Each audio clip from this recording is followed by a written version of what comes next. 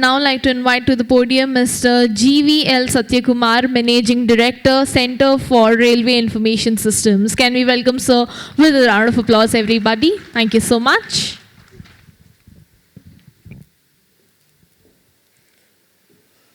Jayesh Ranjan ji, Madam Rama Devi, all the dignitaries on the dais, and my dear friends. I would just like to start with a question. How many of you know what CRIS is? CRIS. Hardly around 10 hands out of maybe around 120 of you here. Let me ask you, how many of you know Indian Railways? Yeah, I think it is 100%. So Indian Railways needs no introduction. I mean, it has the geographical spread of around 70,000 route kilometers. We transport almost 20 million passengers per day. We carry and originate a freight of around 4.5 million tons.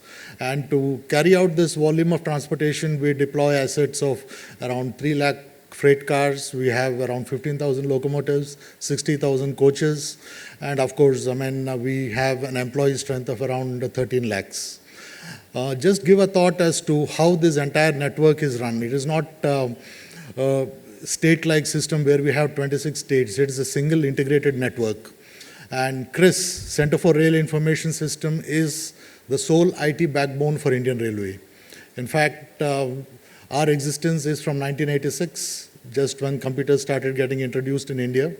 And in the last almost 4 decades, we started the journey of digital transformation. I mean, this digital transformation has been a continuous evolution on the railway. When we started, the first 2 applications were the passenger ticketing and the freight operation information system. And I'm sure many of you here would have seen the journey of how the ticketing system has evolved. When we first started our ticketing system, we had 4 disconnected data centers wherein you could take a ticket only from one region to the another region. For example, you could take a ticket, say, from Chennai to Trivandrum, but if you wanted to travel from Chennai to Amritsar, probably you could not take a direct ticket. That was the state somewhere in 1980, 89 or so. Then there has been a continual evolution over the last 4 decades, and we came into a distributed architecture where you can take a ticket from anywhere to anywhere by meshing our data centers seamlessly with a lot of redundancy. Then we came with the web ticketing. Now we came with mobile ticketing, and we almost issue around 25,000 tickets per minute. And as we stand today, I think come February 25, we will be going up to a capability of having around 2.5 lakh tickets per minute, which will be the capacity on the Indian Railway. So digital transformation on the railway has been a continual process. And let me tell you about the first 2 decades, though they were confined only to these functional packages of freight operations and the passenger ticketing. In the last 2 decades, there is absolutely no function of the railway which is not digitized. Perhaps this is not known to anyone in the public because normal interface is mostly with the trains, with the tickets, the counters, but every function, and we classify the functions of the railway into, like any other enterprise, into operations, business development, asset management.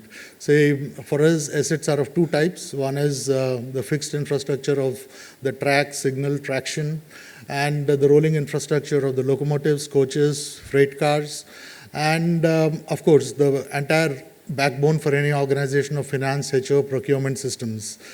All these functions have been digitized in the last 2 decades, and I can confidently tell you that there is absolutely no activity on the railway which currently undertakes without getting into a backend database seamlessly. And just as in the ticketing system, even our operations packages have undergone continual transformation. Many of you may not know, but similar to how air traffic is controlled in India, the rail network is controlled through a network of control centers. We are organized administratively into 16 zones, and each one again bifurcated into 4 or 5 divisions. And each division has a control center which controls the geographical functions of the railway in that jurisdiction. Earlier, it was like a time and distance chart before 1986, where the entire controller used to have a time and distance chart in front of him and used to have a continual communication with the station with the dual tone multiple frequency equipment and just plot using a pen and pencil as the train charts. Say, for example, you're saying 12951 passing through, say, Agra. or he would just plot it, take the timing, and then plot it with a pen and pencil, and that is how the trains used to be controlled and operated, and be it downtime, maintenance, whatever. So now, as we stand, all these processes have been totally transformed with the technologies which have evolved over a period of time. And currently, we graduated maybe somewhere in 2000 by getting, as the train passes through our station, as the signaling system improved, using a data logger system, it automatically gets into a database. Now, we have all our locomotives fitted with a real-time information system, which with ISRO, we have a project which is almost nearing completion, wherein as the train passes, every 30 seconds, the date and time stamp gets into a database for helping us to control. And I would not get into the full details of what we do because I've been just given around 5 minutes. But let me tell you, the fundamental takeaway for which probably I would like to convey is the data acquisition systems have been undergoing a fundamental transformation. Be our fixed assets or our rolling assets, sensors are coming in a big way. Be our track, we have a track recording cars which actually make the measurement systems online, gets into a database. We have, say, our wayside equipment which actually detects the rail wheel interaction, and the acoustic bearing detectors, it gets into a backend database. I think this fundamental transformation is what we are at, and just around April 10th, we opened a RFP for installing GPS trackers on our 3 lakh wagons. And yesterday we opened a tender for having 5 lakh cameras on our coaches and locomotives, and one with having an artificial intelligence camera for the driver. This transformation and managing the transformation for a brownfield organization is, I'll not say challenging, it's an exciting journey in terms of how we do it. And one secret for how we evolved, is that we don't have any consultant with us. We have 900 plus software engineers who have evolved and over the years and continually upgraded their skills and maintain this. Every transformation change, there is no change request or someone to see in the back end. It happens seamlessly. Applications have been built maybe in a week or even 10 days. For example, when after COVID, we wanted all our hospitals to have some sort of queue regulation. So we developed app wherein the employee and the pensioners through the app can actually book the doctor's slot and come at the time when the availability is there instead of queuing up at the systems. So it has been a continual transformation journey.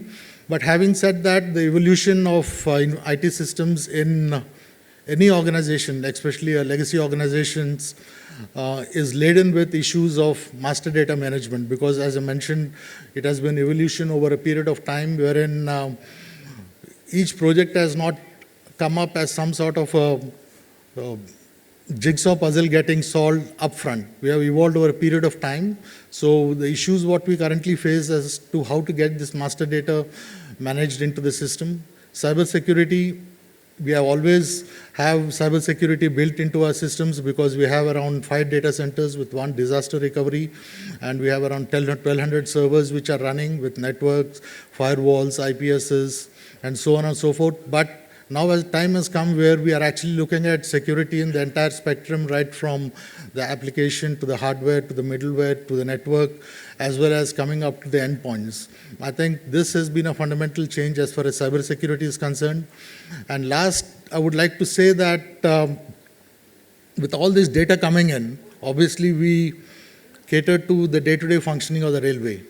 But we look at ourselves in CRIS as part of, as not an island. In fact, we look at the goals of the railway which Niti Aayog has set for the railway itself and the country for going from 3 trillion to 5 trillion. What is the role of the 41 sectors? Railway is one amongst them. What are the goals of the railway? And within the functions of the railway of marketing, operational efficiency, asset management, finance, HR, how do we support these policymakers in terms of delivering the value in terms of both the descriptive, diagnostic, predictive, prescriptive.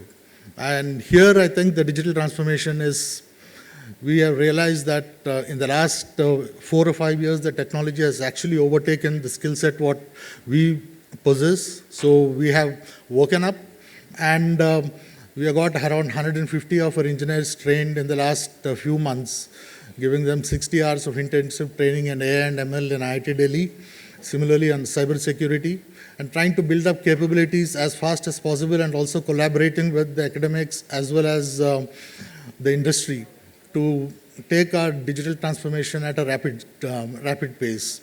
And last but not the least is, I would like to just take from what 𝗗𝗶𝗴𝗶𝗃 ma'am has said in terms of the analytics. We look at analytics, as I mentioned, in terms of the entire spectrum, right from having simple descriptive, diagnostic, predictive. Now, with all this data coming in through the sensors, we are migrating in almost every assets into the condition-based maintenance from periodical maintenance. But the hardest problems that we need to solve are in the areas of cognitive and prescriptive analytics. I mean, that continues to remain an issue. These are large-scale network problems, and we should not lose sight of getting the value which the descriptive, diagnostic, and the prescriptive and the predictive analytics give, while we continue to parallelly invest in predictive and cognitive analytics. And I'm sure railways will definitely meet the expectations of the countrymen, and through the digital transformation, and CRIS will continue to be the backbone for it. Thank you.